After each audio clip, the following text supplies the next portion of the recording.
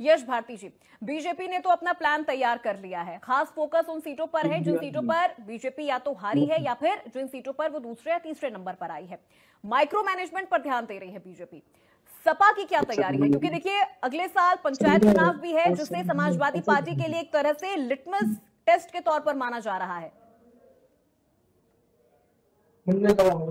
देखिए, अब आप क्रिकेट के फॉर्मूले को राजनीति में लाएंगे तो फिर मैं आपने जो ABCD बताई है भारतीय जनता पार्टी की, मैं उसको सेंसरशिप में जिस तरीके से पिक्चर रिलीज की जाती है ABCD, C class D class, तो वही दिख रहा है कि third class C class D class की भी तैयारी भारतीय जनता पार्टी ने करके रखी है, जो उसका मूल चरित्र हो चुका है, चाहे वो हाईवे की वीडियोज हो या जिस तरीके से दिल्ली की महिला प्रवक्ता ने आरोप लगाया कि भारतीय जनता पार्टी में क्या चल रहा है। तो जोर शोर से तैयारी है, हर स्तर पर तैयारी कर रही है भारतीय जनता पार्टी। एक राजनीतिक पार्टी है, करनी चाहिए, करें उनको, और मैदान में आए, जनता उनको स्वीकार करेगी अस्वीकार करेगी ये चुनाव बताएगा। जो इन्होंने 8 साल में किया उसको देश के बड़े चुनाव लोकसभा में तो जनता ने अस्वीकार कर दिया।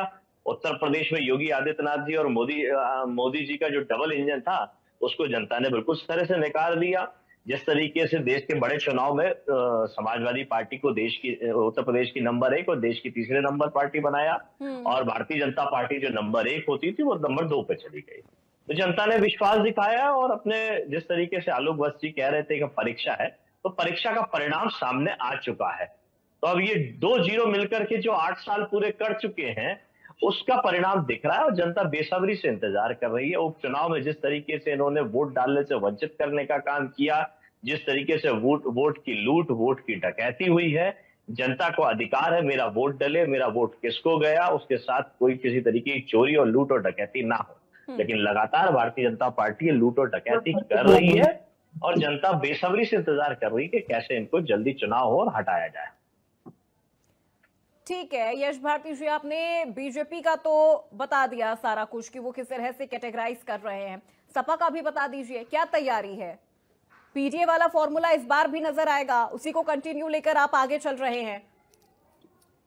देखिए, पीडीए कोई फॉर्मूला नहीं है। पीडीए विचारधारा है जो डॉक्टर राम मनोहर लोहिया, श्रद्धेय मुलायम सिंह जी, श्रद्धेय हमारे और अपितृ पुरुष, और उसकी नई अवधारणा माननीय अखिलेश यादव जी ने पीडीए के नाम से, जिसमें पीड़ित, दुखी, असहाय जो भी वर्ग है सबके लिए काम करने की बात है, और माननीय अखिलेश यादव जी कर रहे हैं, इसका प्रमाण साक्षात है।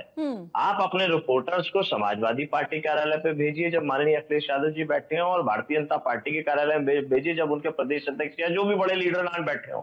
जनता किस पे विश्वास दिखाती है? जनता की मदद कौन कर पा रहा है? जो सत्ता सरकार पे है जनता उन पे विश्वास नहीं कर रही। उम्मीद करके आती है समाजवादी पार्टी कार्यालय में माननीय अखिलेश यादव जी से मिलने कि उनके जो दुख हैं वो दूर होंगे, जो उनकी तकलीफें हैं वो दूर होंगी, और उनको मदद पहुंचेगी, ये दिखाई देता। और माननीय अखिलेश यादव जी विपक्ष में रहते हुए प्रतिभावान छात्रों को लैपटॉप देने का काम कर रहे हैं। जिस बच्ची के घर पे बुलडोजर चलाने का काम सत्ताधारी दल ने किया, जो किताबें बचा रही थी उसको भी आगे बढ़ाने का काम माननीय अखिलेश यादव जी ने कहा। नोटबंदी के समय जो खजांची पैदा हुआ, जिसकी लाइन में पैदाइश हुई है, उसका हर साल जन्मदिन बना करके इस सरकार को जताते हैं कि ये आपकी उपलब्धि है। तो हर पीड़ित, दुखी, असहाय के साथ में समाजवादी खड़ी है, माननीय अखिलेश यादव जी खड़े हैं, और वही हमारी विचारधारा है, हर दुखी के साथ काम करना।